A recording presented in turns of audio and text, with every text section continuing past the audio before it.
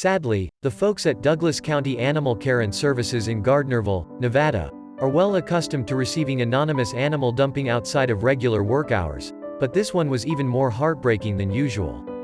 On arrival at the shelter one morning, shelter supervisor Liz Begovic and her colleagues came across an animal carrier, with a huge ball of unidentifiable fluff inside. "All we saw was a matted mess," Liz said. "What could this poor creature be?"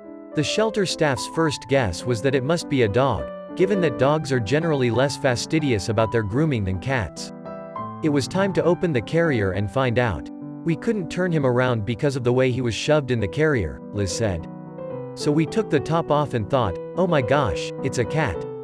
I've never seen a cat in that sort of condition. It was really bad. The cat was a prisoner of its own fur, barely able to move under the tangled, matted layers.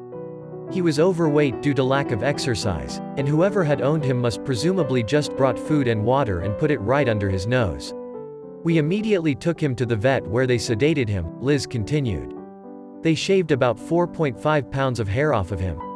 It filled a full-size kitchen trash bag." The sudden freedom immediately lifted the confidence of the previously dreadlocked cat, who they cheekily named Bob Marley.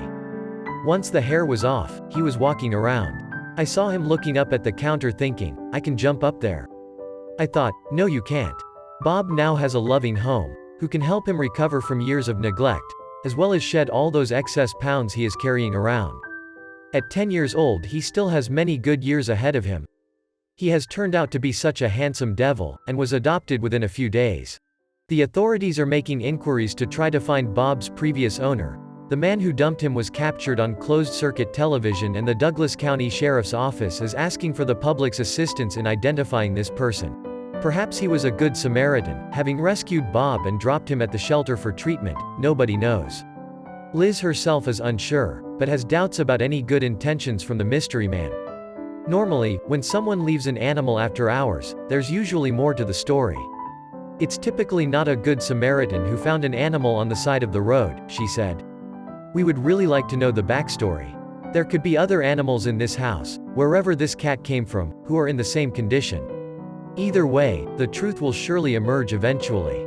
The main thing is that Bob is happy, loved and free of his shackles. The new dashingly handsome Bob was put up for adoption, and now has a loving home.